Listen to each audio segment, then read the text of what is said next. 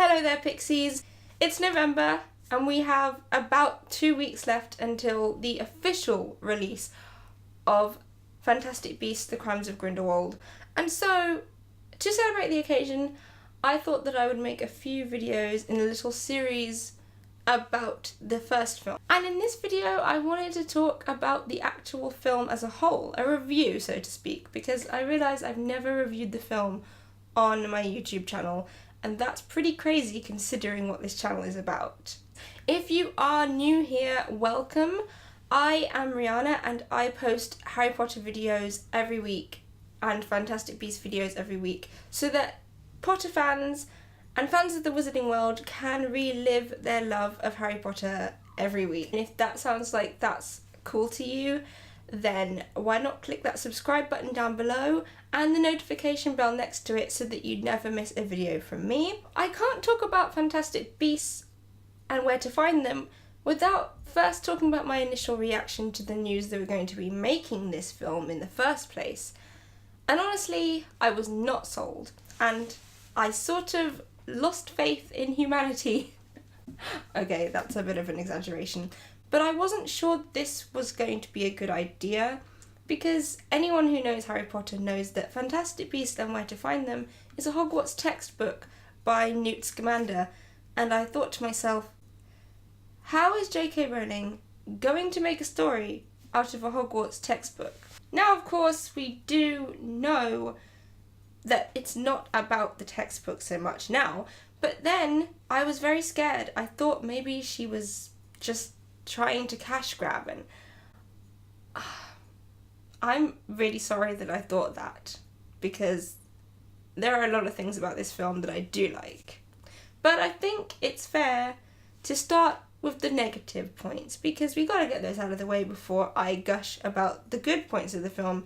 And I don't like to see any of my favourite things with rose-coloured glasses, so I want to be as objective about this film review as possible. So upon first watching the film, this wasn't so much of an issue for me, but I found that after watching it a couple of times, I noticed that the pacing of the film is quite slow and a bit clunky sometimes.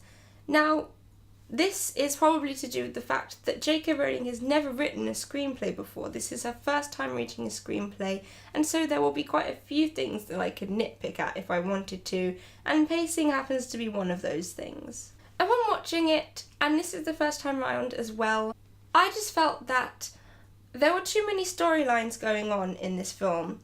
We have the storyline of Newt coming to America to free a Thunderbird.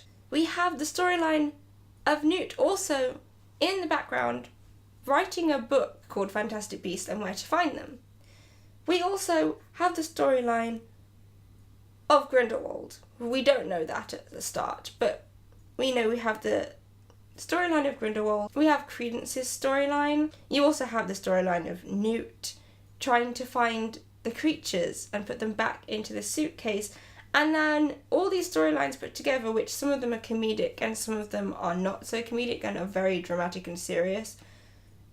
It makes the film slightly tonally confused, because you've got really funny moments and really light-hearted moments, and then all of a sudden it's black, murky and dark, and I'm just not sure that those two go so well together, and I think she could have done it better, but of course, again, first screenplay, so I can't really say too much about that. I felt that at times there were scenes that were a bit too long and seemed unnecessary. Scenes such as the rampant capture, mating, dance scene, while entertaining, seemed a lot like filler, as well as the Occamy capture scene and the demiguise. I know they had to be there, but I thought that they took away from what was really important in this, and that was kind of Credence's obscurial storyline. So it was hard to remember what's the most important thing sometimes. When I first watched this film, I have to say that I was very confused as to how Newt would ever fit in to the storyline of Gellert Grindelwald's rise to power. It just never really made too much sense to me, and I suppose it wasn't supposed to. I suppose it's something that we will learn in Crimes of Grindelwald, I hope. but it took me out of it a little bit and made me wonder what the point of Newt was. And on to the positives, because there are many, and I really did absolutely love this film when I first saw it. Possibly more than the Harry Potter films, and that is one of my first positives. This film was better made, I suppose, than the Harry Potter films, and that's simply because it isn't an adaptation, and so none of us know what to expect, and so it stands alone as its own film. You don't have to have ever watched Harry Potter or read the Harry Potter books to enjoy this film. The performances of the main cast, in fact, of everyone in this cast, was so heartfelt. You could tell that everyone was grateful and happy and just so enthusiastic to be there. Like, they genuinely cared with all their fibre of their being about being in this film and making sure they do these characters justice. And my goodness, it showed. Everyone was excellent. Some standout performances, I would say, were probably Jacob. Dan Fogler was amazing as Jacob. I instantly loved him. Another standout performance, although at first I was a bit iffy about it, but I really liked the way that Catherine Waterstone portrayed Tina. I will talk more about Tina in my Tina video, but yeah, I think that Catherine played excellently, and she's an excellent actress. I think The Fantastic Beasts and Where to Find Them film left us with enough nods to the Harry Potter series and intrigue towards Gellert Grindelwald's storyline that it meant that it felt like a sequel was necessary. I wanted to know more. I wanted to know more about Obscurials, whether Credence survived, and hearing Dumbledore's name dropped in there definitely made a lot of people want to watch more Lita Lestrange, you know. I like that these little nuggets are in there because they help us want to know more. And so, yeah, I was happy that there was going to be a sequel. Very happy. It was wonderful to see the wider Wizarding World outside of, well, Hogwarts and the Ministry of Magic, for one. I mean, it was just nice to see a different perspective and take on the Wizarding World. That being said, also, the fact that it's from an adult perspective. These are not children. These are adults living in a very adult world, and it has a lot of bureaucracy in it and politics.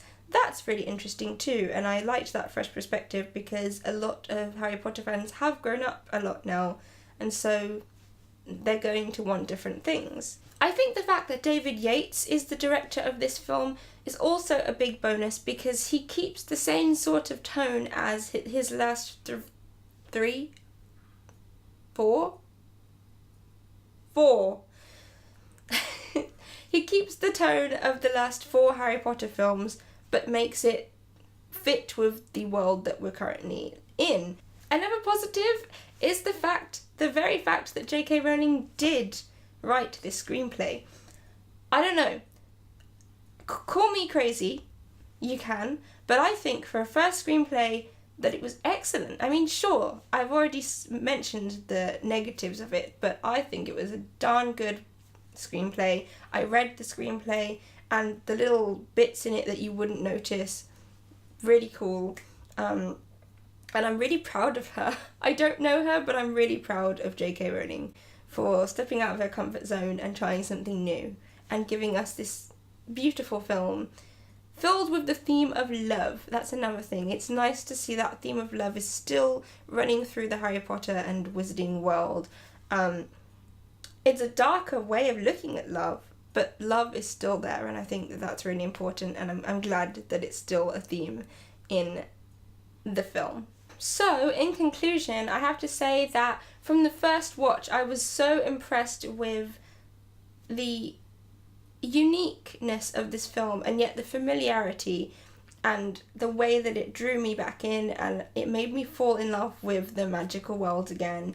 I was scared it was going to be a George Lucas situation, put it that way, and it wasn't for me. And I know some people think that she did ruin it, and that's fine, they're allowed to think that, but for me personally, I loved it. It brought new audiences to the Wizarding world, and though I don't think the film was necessary at all, I'm very thankful that it exists.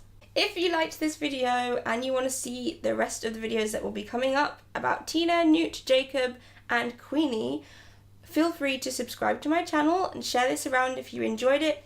Give it a big thumbs up, and I will see you next time, Pixies. Goodbye!